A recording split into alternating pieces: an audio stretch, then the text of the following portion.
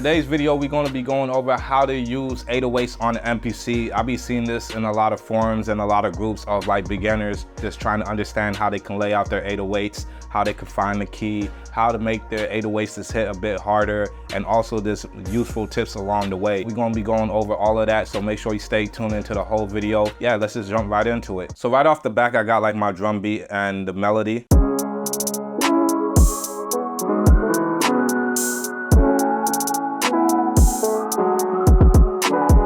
When you're starting off on the MPC, you always want to go to a new track when you're laying down the drums or the 808s or anything like that. You can choose between putting your 808s on the drum program or the key groups. The most common way that you're going to go about using your 808s is going to be through the key groups, but I think the drum program is good for performance and if you want to layer your 808s on top of your kick, because sometimes you don't have to switch your pitch of your 808 all the time. There are those beats where you just have that 808 just hitting on that one note and it just sounds good and convenient to just layer the kick and the 808 together. So I'm gonna show you that towards the end of the video. So let's just go to our key groups. From our key groups, it's automatically gonna go to another program. We could also just label that real quick, 808. Make sure you stay organized. So now it's time to find our 808. So Shift and menu goes to the browser quick. You can also double click on the menu as well, and it brings you there. And then I'm gonna go to my 808s. I like this 808 RE. So I'm gonna just press load. And now you can see it's been loaded on all 16 pads. The next thing you wanna do is go to menu and pad 14. This is where you would change it from note on to one shot. This is with note on. As soon as I release, it just cuts off. And you can actually play out the whole duration if you hold it down. But we're going to get back to note on because it's going to be useful after we lay down our 808 pattern. So for right now, one shot is just good because you're just able to just switch between notes a lot faster. Now you can see that when I hit this note and the other note, it doesn't cut off. That's because the polyphonic is on 16. And you want to put it to mono. Now, this doesn't mean if you have a stereo 808 and you switch it to mono that is going to be in mono. This mono means that it's only going to play one voice at a time. Now, when I hit this note and hit this note, it's going to cut off. So now you don't have that overlapping 808. So once you have this set up, you're pretty much good to go. Then you just want to hold down shift and go to 16 levels. That's a shortcut to get to pad perform. You just want to switch to notes. So what notes allows you to do is simply pick a scale, and if you already been making a beat, you could just go to that scale so it could just line up. Like if your beat is in C minor, you could easily just go to C minor, and if it's not on the minor, you could just find it in the section right here. Now, before you do this, the most important step is to go to shift and sample edit, because you want to know what key your 808 is in. But it's a simple thing to find the key of your 808, and you just go to the second menu right here where the arrow is showing. Click that and then you'll see that it's in C. Now, how do I know that is correct? Not only because it shows right here, but also if I was to just scroll to a different key, let's say G sharp, there's a feature right here that is not highlighted, but it says detect key, and then you can just click that. It does a great job when it comes to the one shots. For the most part, it's going to be accurate because it's just one note. So now let's go back to shift 16 levels. Another thing to keep in mind, as you see, it says C2. Now, C2, that's a very low octave. So if you want to raise your octaves, you can just click the plus sign. It's actually bring it up to the third octave and have it on bank A. So now a quick shortcut for you, if you want to go to the fourth octave or the fifth octave, now I could just click bank B to get to C5. Now we can figure out what key the sample is in. So you can just hear off the back that C doesn't sound right. You don't have to have the best ear, but if you know your scales, you can easily kind of figure out. So it's like, okay, I hit C sharp, I hit D sharp, and I hit E. So off the bat, I could already be thinking about the C sharp minor scale. So then I could just go up one from here and then put it on note, and let's see.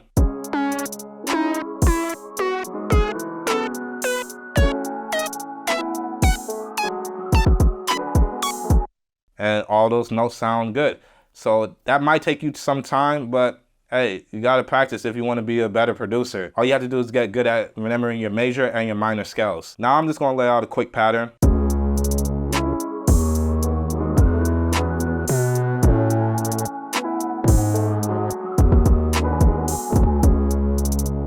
So now we have that pattern. And you can hear that the 808s is still in a high octave. Yeah, you could just highlight it and then transpose and bring it down. But a faster way, you could just go to track, go to transpose. I just want to go down a lower octave, so I just do -12, and it doesn't affect anything else because it's specifically on this track. So now I can play it back and it will sound like this. We interrupt this program to bring you a special announcement. If you've been liking all these tips and tricks so far, I have many more tips in my new ebook that I just dropped called Sauce It Up. It is a collection of my YouTube shorts, but in the ebook, I name everything to where it's more convenient for you to find what you're looking for right away. You just click on it and then you can just read it, or you can click on the link to send you straight to the video. Now, this is also just a great way if you want to help support the channel. If you've been finding value with my videos, I definitely would appreciate it. So make sure you check out that ebook. Links will be in the description. I also have the limited edition version where you get a free 30-minute call with me and we could talk about any MPC questions you have. And that is going to be limited, of course. So I'm only going to be accepting a few people. And you also get a free update to when I compile the next YouTube shorts that I find and come up with. Now let's just get back into it. Can we get a drum roll, please?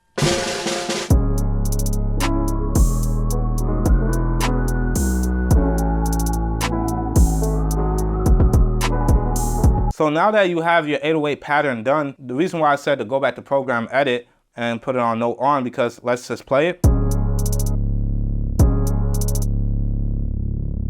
You see how the 808 doesn't cut off, it's still going on? You don't want that, especially when it comes to you adding in your mutes and doing the rest of your arrangement. You want it to just cut off as soon as you press mute or even when you press stop.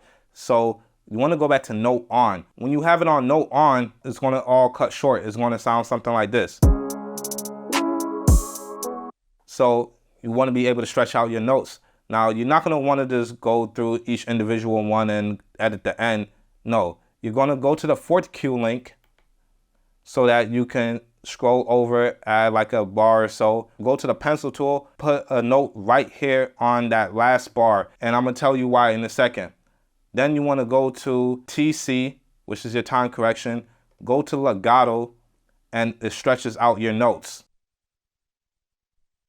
And the reason why you wanted to put that note, because this is also in a DAW, like in FL Studio. If there's not a note right here and you just press legato, it won't sustain everything else. And then you can just easily erase that. And I also did that on my sample as well. So that's why everything is cutting off at the right time. So I could do something like this with the mutes.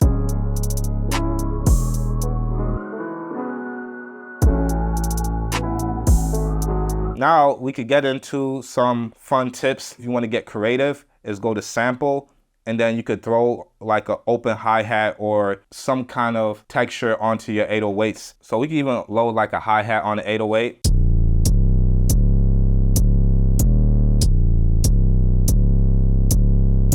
So you can do a lot of cool stuff. You could even just reverse that hat.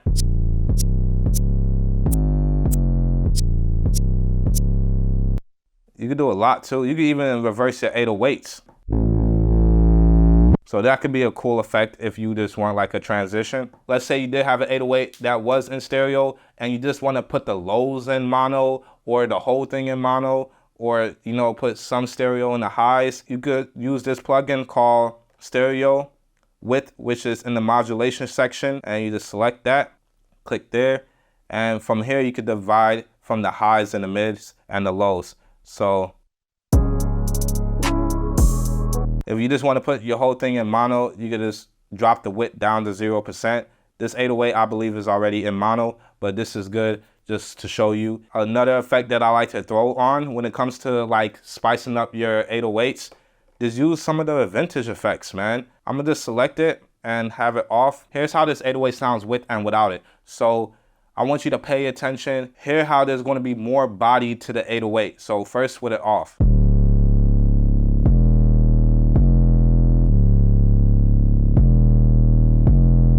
So that's something that I like to add. And I don't really do too much with my 808s. I know a lot of beginners are always looking for the tips like, oh, how do I make it hit hard and all that? It really just comes down to using a nice drum kit. If you have to do so much to where you have to put a compressor, distortion, and all this stuff, it's two things gone wrong. It's either you have to work better on your sound selection or you just need better 808s. So if you're looking for a good 808s and a wide variety and selection of 808s, this is a good kit. I have a link in the description. You can go check that out. And what I like to do is actually go shift browser. And since I already have my pattern, and with this kit, since everything is in C, I could just have this pad on green and just flip through and play with the beat.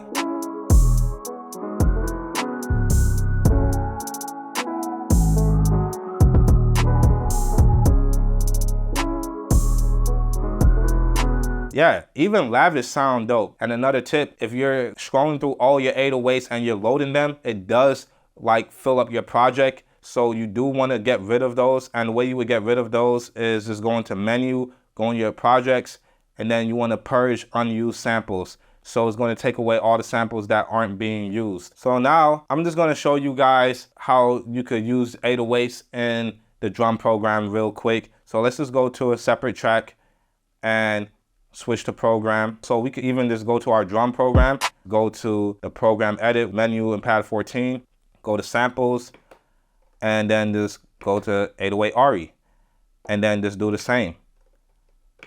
This is how fast you could just load up all these ones.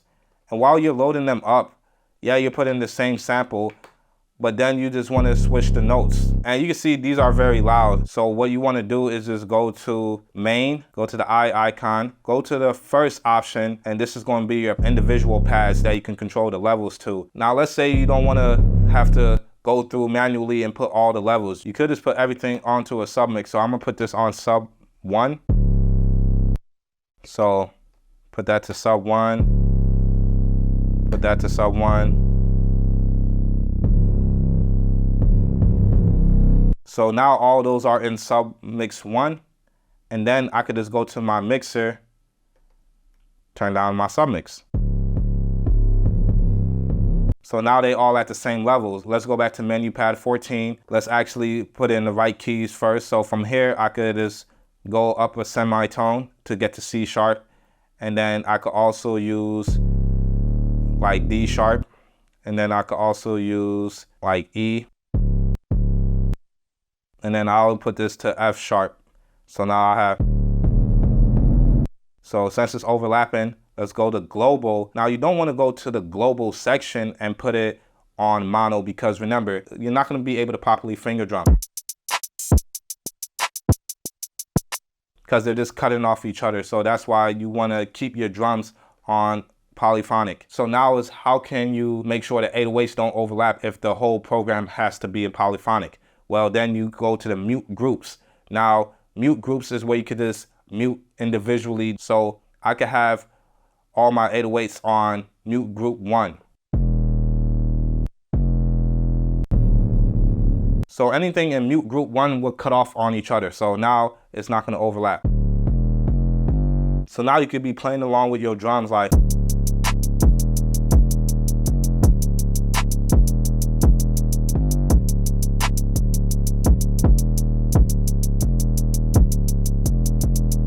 yeah, I still gotta improve on my finger drumming skills, but this is a way where now you can start playing around and having more fun with it, which I like to do sometimes. And this is actually how you become more unique with your rhythms, because now you're playing it out with the 808s and everything going on.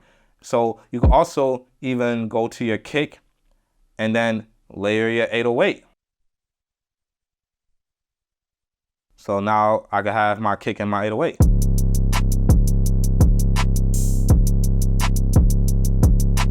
And there you have it. That's the rundown on the 808s. You may think, oh, that seems like a lengthy process, but remember, this is just a video. Once you get more into the workflow, it's just going to be something that's just going to be very fast to you. It's not going to really take as long as you think it is to set it up. But what I didn't go over is how to like really use slides. So if you want to know how to do 808 slides on the MPC, I suggest you check out this video next, and peace.